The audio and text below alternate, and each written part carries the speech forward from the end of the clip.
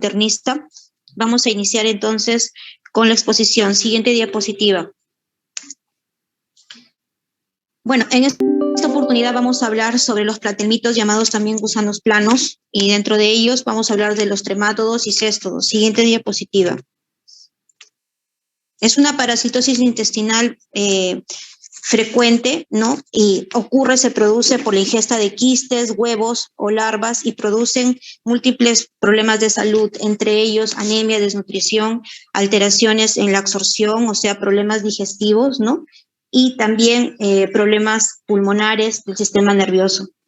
Dentro de las características de los platelmitos, tienen un aspecto aplanado o acintado, tienen una simetría bilateral, un tegumento blando, un aparato digestivo incompleto, y en su mayoría son hermafroditas, a excepción de los tremátodos, el schistosoma, que no es hermafrodita. Posteriormente, otras características importantes es en los tremátodos, que tienen un escolet, un cuello y una estróbila, y tienen un ciclo evolutivo complejo con estadios larvales, ¿no? A diferencia de los céstodos, que tienen ciclos evolutivos en moluscos y vertebrados.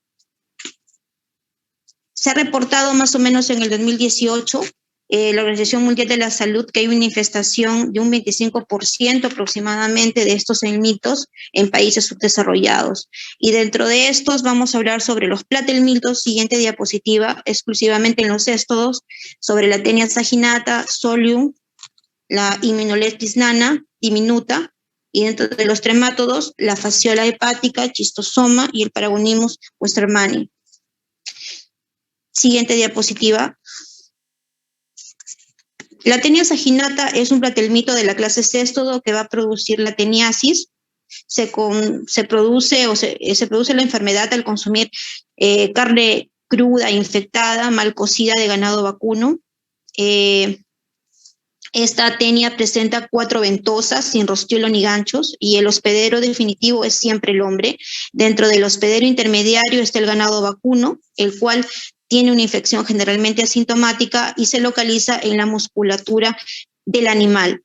El parásito posteriormente se localiza en el intestino delgado, exclusivamente en el yeyuno, donde vive mucho tiempo, hasta 20 a 25 años, y una diferencia importante con la Taenia solium es de que presenta más de 12 ramas uterinas, y es largo, no mide hasta 10 centímetros, perdón, hasta 10 metros. Siguiente diapositiva, por favor. Es una lombriz segmentaria, como ya hemos comentado, que presenta un escólex, un cuello, ¿no? A partir del cual se desarrolla la estróbila o cadena de proglótidos, que a medida que se van alejando del escólex, se van haciendo más maduras y van desarrollando aparatos genitales, tanto masculinos como femeninos, por ello son hermafroditas, ¿no? Los proglótidos grávidos de la Taenia saginata, a diferencia del de la solium, es que se desprenden fácilmente de la cadena estrobilar y pueden rectar a nivel del intestino como si fueran gusanos propios, ¿no? Y salir a través del esfínter anal y caer en la ropa interior, deslizarse, por lo que a veces es un signo frecuente con el que el paciente llega. Siguiente diapositiva, por favor. Los huevos contenidos en los proglótidos grávidos es un número bastante considerable, más o menos de 80 a 100.000, y son prácticamente indiferenciados morfológicamente de las Taenia solium. Como se eliminan varios proglótidos diariamente, se calculan más o menos que por día hay algo de 700.000 huevos. Siguiente diapositiva. Esta parasitosis se produce por la ingesta, como les comentaba, de carne de vacuno que está infectada, mal cocida por el Cysticercus bovis, ¿no? Posteriormente, estas larvas salen del quiste o oncósfera y se fijan en el intestino delgado por su escólex. Allí se desarrolla el parásito adulto más o menos 2 a 3 meses después, y inician la producción ya de huevos en los proglótidos maduros. La liberación de los proglótidos grávidos junto con las heces humanas aproximadamente es 3 a 4 meses después de la ingesta, como podemos observar. Siguiente diapositiva. Los huevos que contienen a la oncósfera tienen características parecidas al de la Taenia solium, ¿no? Bueno, acá podemos observar que puede ocurrir la ingestión completa por cerdos, por perros, ¿no? Y la liberación de estos huevos posteriormente al medio ambiente pueden contaminar el agua y posteriormente a los huéspedes intermediarios, ¿no? Siguiente diapositiva. Epidemiológicamente, la Taenia saginata tiene una distribución universal y generalmente es más frecuente en Estados Unidos, ¿no? Ya habíamos visto que las heces humanas son las que contaminan la vegetación, el agua, ¿no? Que es un mecanismo de transmisión por vía oral generalmente, y también por consumo de alimento contaminado como es el ganado. Siguiente diapositiva. Dentro de las manifestaciones clínicas, el signo importante es que el paciente, y es más frecuente, es la descarga de proglótidos. Sin embargo, también existen síntomas digestivos como dolor abdominal, náuseas, vómitos, y menos frecuentes como diarrea, estreñimiento, prurito, nerviosismo. Siguiente diapositiva. Producen diferentes trastornos de daño, ¿no? A nivel del sistema, entre ellos alteraciones a nivel de la absorción, irritación y también alergias. Y es importante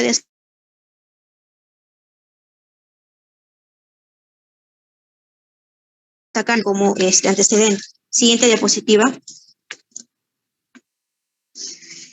Las técnicas utilizadas el diagnóstico generalmente, frecuentemente para el tamizaje de esta enfermedad es el estudio de heces, ¿no? Allí podemos observar, ¿no? La obtención de proglótidos glávidos por material de sosa o potasa al 10%, ¿no? Y podemos distinguir ahí el número de ramas uterinas a diferencia del de la Taenia solium. Pero es importante acá determinar los factores de riesgo, los factores epidemiológicos, tal vez, y también aquellos signos importantes en las manifestaciones clínicas que había comentado. Siguiente diapositiva. Ahora vamos a hablar sobre otro seso también que causa una enfermedad importante, como es la Taenia solium. También es un platelmito cestodo que tiene una forma de cinta. Este parásito vive en el intestino delgado de humanos, mide de 3 a 4 metros, ¿no? Es más pequeño y produce dos enfermedades en el humano, la teniasis y también la cisticercosis. Es a diferencia del de la Taenia solium, ¿no? Es un gusano que tiene una forma de cinta, como habíamos ya dicho, de color blanquecino, que también se adhiere en el intestino delgado, se ancla a través del escólex, ¿no? Que posee 4 ventosas, un rostiolo y doble corona de ganchos. Pregunta de examen muchas veces entre diferencias entre Taenia saginata y solium, ¿no? El tamaño del escólex es similar al de un alfiler, ¿no? Al órgano de fijación le continúa el cuello, porción germinal que da origen a un conjunto de segmentos proglótides que forman el estróbilo o cadena estrobilar. Y como ya habíamos visto, los que se alejan más del cuello son los que están más maduros y van a eliminar los huevos. Su forma larval se llama también Cysticercus cellulosae o llamado también racemosus, que es responsable de la cisticercosis. Estos huevos se encuentran en el ambiente de las heces contaminadas y al ser ingeridos por el huésped intermediario, ¿no? Es digerido a nivel de trato digestivo y el embrión es liberado, ¿no? La oncósfera. Esta migra a través de la pared intestinal, alcanza la sangre o la linfa, invade músculos, sistema nervioso central, ¿no? Y allí se desarrolla la fase larvaria o intermedia denominada cisticerco, ¿no? A diferencia del de la Taenia saginata en el humano. Siguiente diapositiva.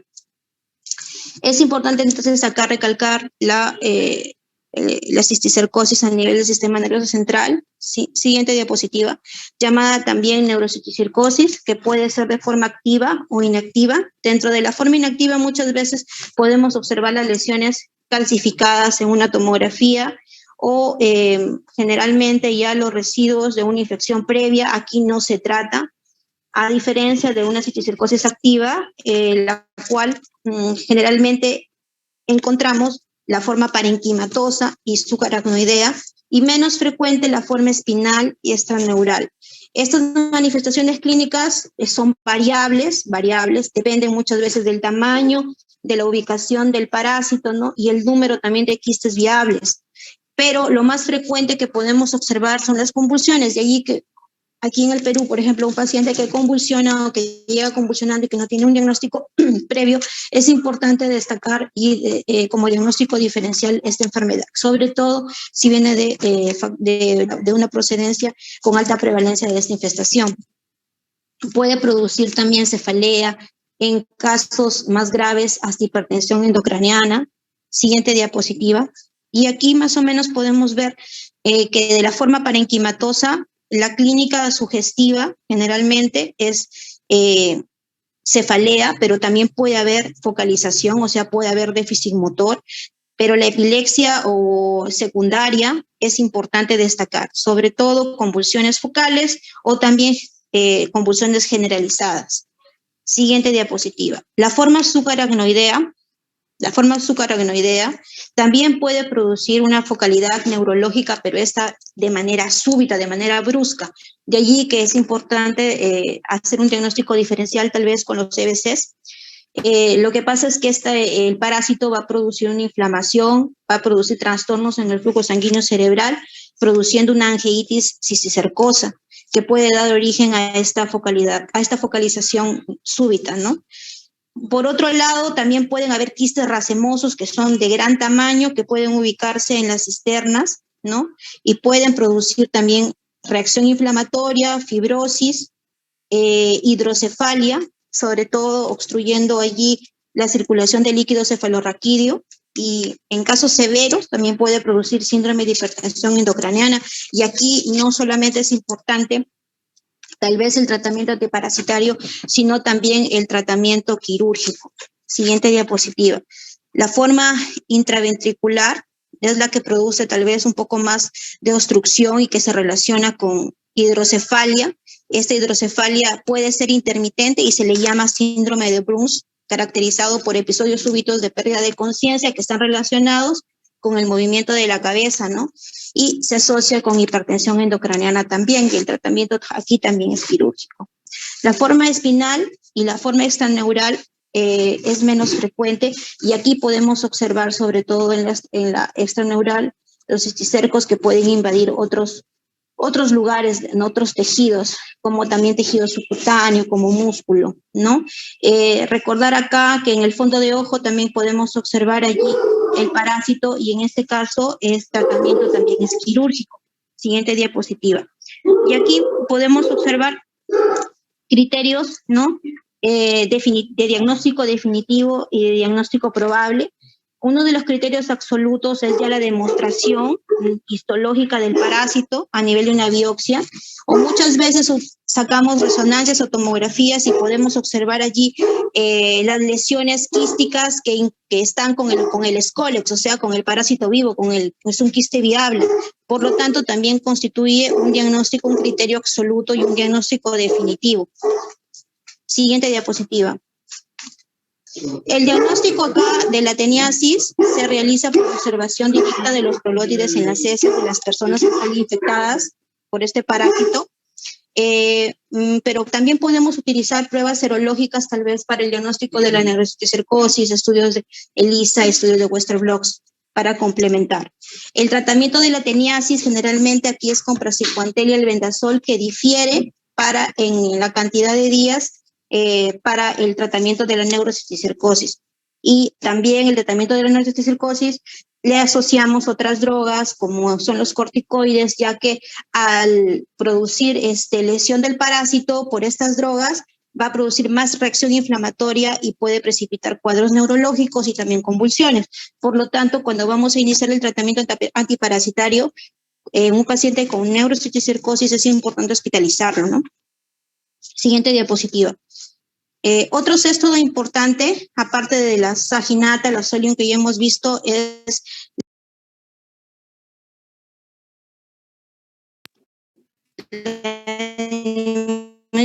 nana, perdón, y la diminuta, mi audio no está muy bien.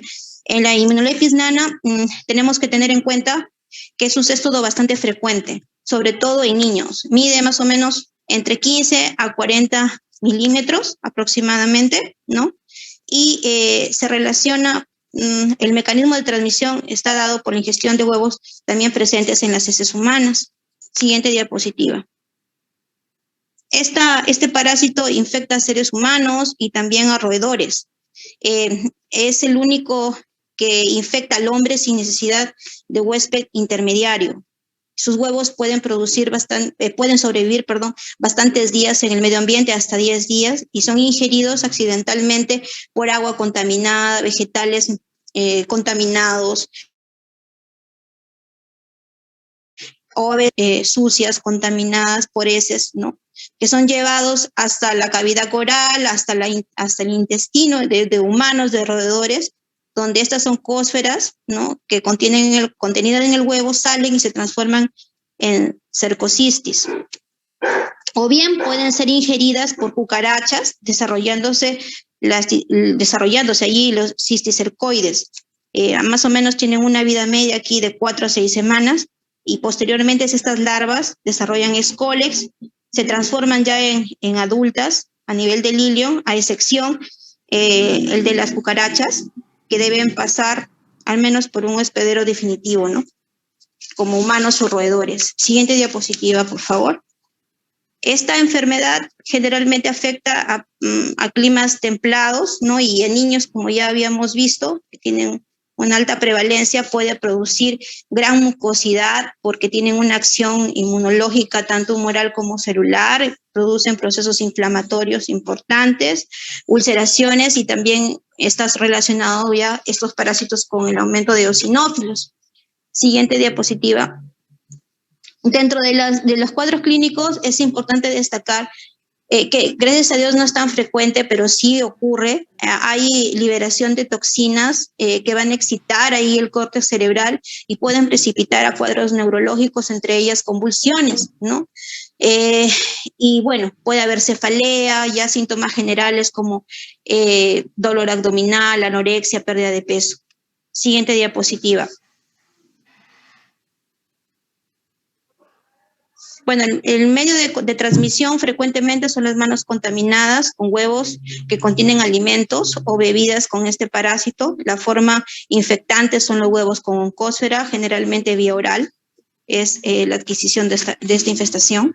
Siguiente diapositiva. Bueno, el diagnóstico se hace a través del estudio microscópico de los huevos en las heces. Ahí se puede observar al parásito, a los huevos del parásito, y muchas veces pueden salir negativas y podemos repetir el estudio hasta cada 10 días, ¿no? Existen varios métodos, como el método de Willis, ¿no? Que podemos utilizar. El tratamiento generalmente acá para este parásito es el praziquantel, la niclosamida. Siguiente diapositiva. Ya. Luego vamos a hablar de la Immunolepis diminuta, que infesta acá a mamíferos, utilizando también insectos como huéspedes intermediarios, como ya habíamos visto, y puede parasitar también a lo humano. Siguiente diapositiva.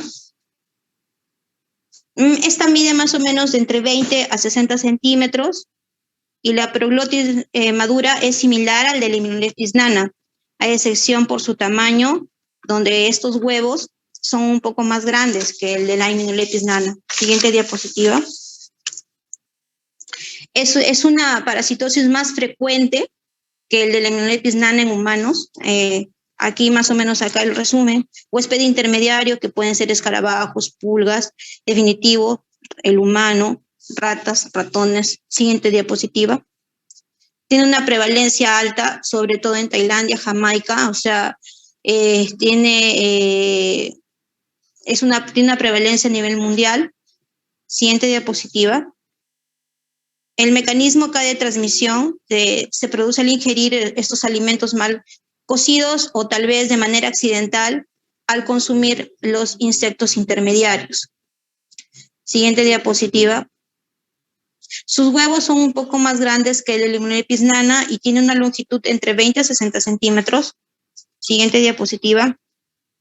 Aquí podemos observar que el ciclo comienza cuando el artrópodo ingiere huevos del parásito, que es el artrópodo, ya hemos visto que es el huésped intermediario. Una vez ingerido, las oncósferas se transforman en los cisticercos que penetran en la pared intestinal. Los roedores pueden infectarse al alimentarse de estos artrópodos y los humanos y niños pueden también de manera accidental ingerir estos artrópodos e infectarse. Muy bien. Siguiente diapositiva. El cuadro clínico también es variable, puede ser asintomático, los síntomas digestivos siempre están presentes y generales como pérdida de peso, hiporexia, irritabilidad, ¿no? Pero también puede causar cefalea e insomnio, como podemos ver estos parásitos. Siguiente diapositiva. El estudio lo hacemos también con el copra parasitológico por concentración, ahí podemos observar, ¿no? Los huevos del parásito. Siguiente diapositiva. Es importante tener en cuenta acá la eliminación tal vez de los huéspedes intermediarios con campañas antirraticidas, insecticidas y la higiene, bueno, personal, los hábitos higiénicos, los factores de riesgo en aquellas poblaciones tal vez que no tienen agua potable o tienen condiciones precarias de higiene. Siguiente diapositiva. Ahora vamos a hablar sobre los tremátodos. Entre ellas vamos a empezar con la fasciola hepática. Bueno, esta posee una forma lancelada, tiene dos ventosas, una bucal y otra ventral, y un ciclo biológico con 2 generaciones en 2 hospederos, un molusco y un mamífero. Siguiente diapositiva. Este parásito es hermafrodita, mide más o menos de 2 a 3.5 centímetros de largo. Acá es un parásito que tiene la característica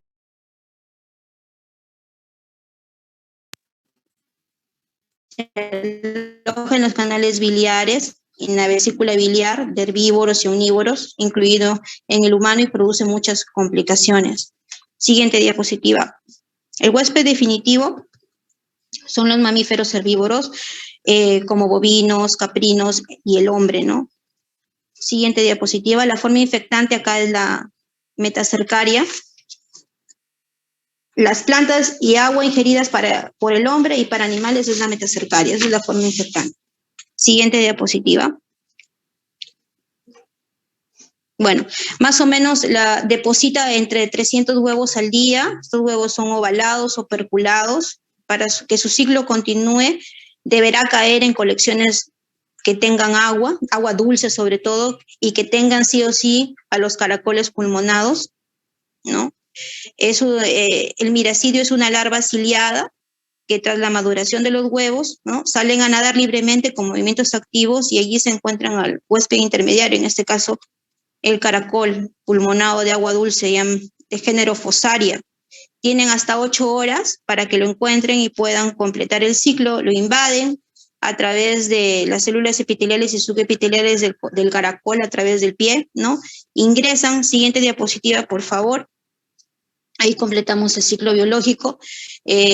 Aquí las larvas miracidios se transforman en esporoquistes dentro del caracol, ¿no? Posteriormente ya maduran y pasan a redes de primera y segunda generación para luego posteriormente aparecer las cercarias. Estas cercarias son las que van a salir del caracol, ¿no?, ya a estar maduras, ¿no?, y van a adherirse a plantas acuáticas, ¿no? Cambian ahí de forma, se enquistan formando las metacercarias, generalmente los berros, ¿no? Por eso que pacientes que ingieren generalmente berros puede ser un mecanismo para la infestación.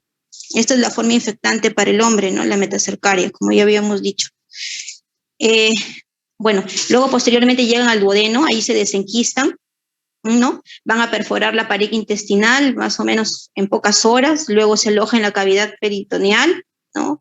Ahí permanece unos días para luego llegar a la cápsula de Gleason, la penetran, la perforan, ¿no?, el parénquima hepático, y bueno, allí se obtienen las formas juveniles del parásito y su migración posterior a los conductos biliares, donde allá permanece el parásito adulto. Siguiente diapositiva. El diagnóstico también lo hacemos con el examen de heces, ¿no?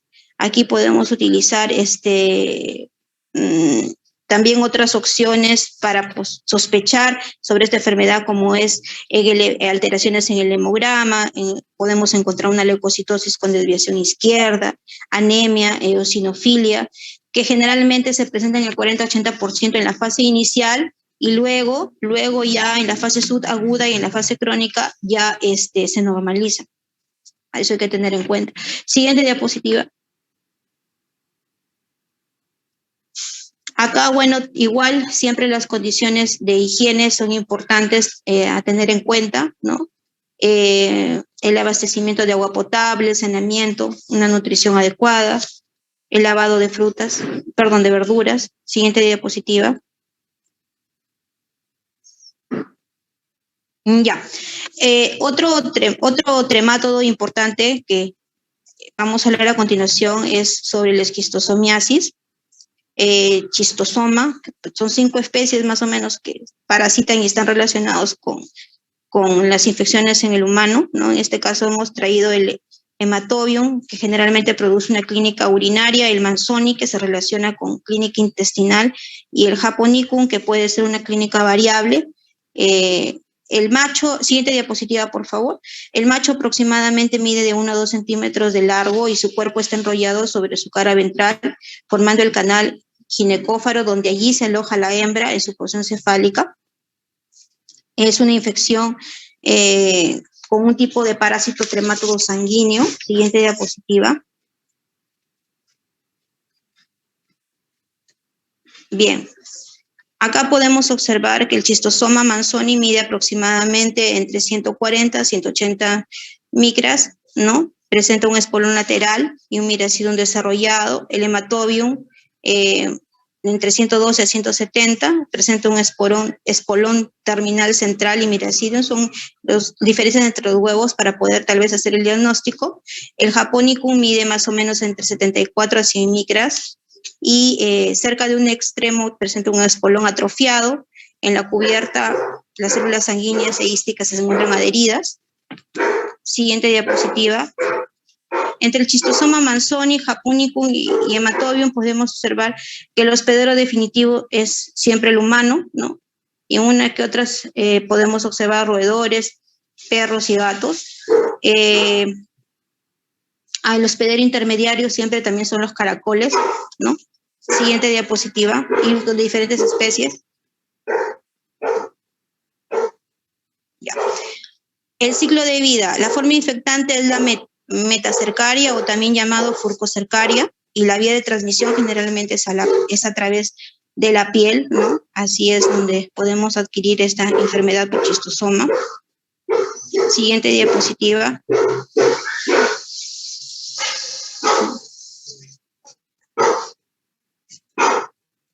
Bien, produce una enfermedad inmunológica, reacciones inflamatorias, ¿no? Alrededor de los huevos que se depositan en los diferentes tejidos, presenta una fase inicial, ¿no? Donde existe la penetración y migración a través de la circulación, puede producir allí en la piel tal vez un daño, el daño mecánico por el ingreso del parásito traumático, ¿no? Puede producir una hipersensibilidad, tal vez urticaria, una dermatitis.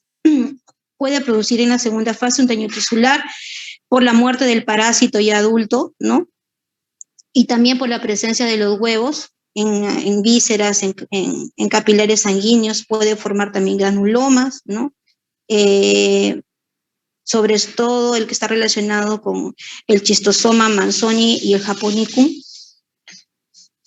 Y puede producir problemas urinarios, sobre todo el hematobium. Allí podemos observar hematuria, y muchas veces estaba relacionado, lo han asociado también con cáncer de vejiga y glomerulonefritis.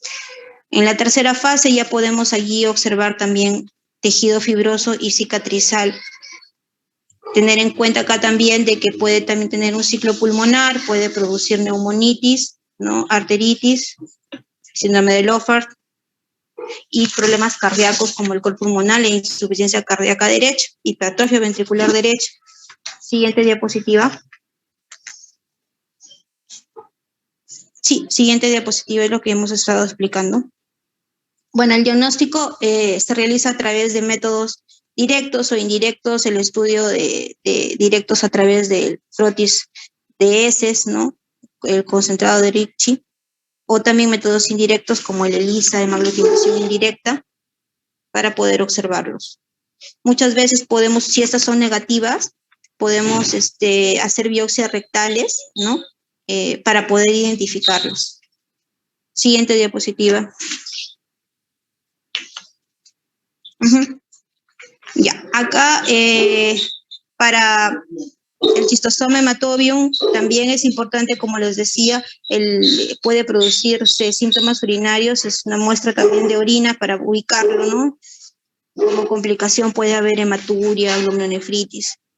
Bien, aquí podemos utilizar en la fase aguda el praziquantel, albendazol, mebendazol, entre otros. Siguiente diapositiva. En la prevención y el control es importante la eliminación sanitaria de heces, de orina, evitando la contaminación de masas de agua. Eso es importante. El empleo también de molusquicidas para poder erradicar a los huéspedes, sobre todo los intermediarios.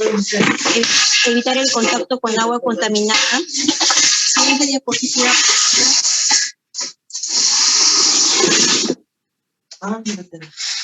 Ahora vamos a hablar del Paragonimus, el Westermanni. Acá podemos observar que el hospedero definitivo generalmente es el hombre, el perro, el gato, ¿no? Tiene un ciclo vital complejo en el cual también vamos a observar dos hospederos, uno intermediarios. El primero son los caracoles de agua dulce y el segundo son los cangrejos y langostinos, y eso también tenemos que tener en cuenta. También tiene un ciclo pulmonar donde puede producir también hemoptisis, bronquitis, y muchas veces podemos detectar los huevos en el esputo, ¿no? De estos pacientes o en otras secreciones. Bien, siguiente diapositiva, por favor. La forma infectante, acá tenemos la metacercaria, la vía de transmisión y la digestiva. Afecta el pulmón, en este caso el Paragonimus en un 98%, aunque también puede afectar el abdomen y también el cerebro, ¿no? Aquí el diagnóstico se basa en la identificación de huevos en el material expectorado o en las heces. Siguiente, y ya para concluir, acá podemos observar un cuadro donde podemos ver las drogas antiparasitarias, ¿no? Para los diferentes tipos de tremátodos y céstodos que hemos traído, ¿no? En la exposición. Acá tener en cuenta nada más en la tenia solium que el tratamiento del praziquantel y niclososamida es sobre la teniasis, no sobre la neurocircosis. Para la neurocircosis allí podemos utilizar también el praziquantel y el albendazol, pero las dosis y la cantidad de días varía, ¿ok? En la tenia saginata podemos utilizar dosis únicas de praziquantel. El albendazol también podemos utilizarlo 400 miligramos durante 3 días. Para la iminolepis, tanto nana como diminuta, el praziquantel y la niclososamida. Siguiente diapositiva, por favor. Y para la fasciola, sobre todo en las diferentes fases, se ha visto una eficacia tanto para la aguda, subaguda como crónica. El triclavendazol como tratamiento más eficaz, y para el schistosoma. Para el Paragonimus westermanni podemos utilizar aquí el biotonol, que también se ha visto que también tiene eficacia contra algunos céstodos, y la nitazoxamida. Bien, doctores, eso sería todo. No sé si hubiera alguna pregunta.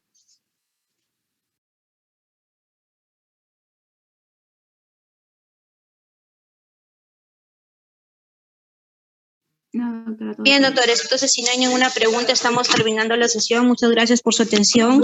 Hasta luego. Doctora Ani, muchas gracias por la proyección. Hasta luego. Gracias, doctora.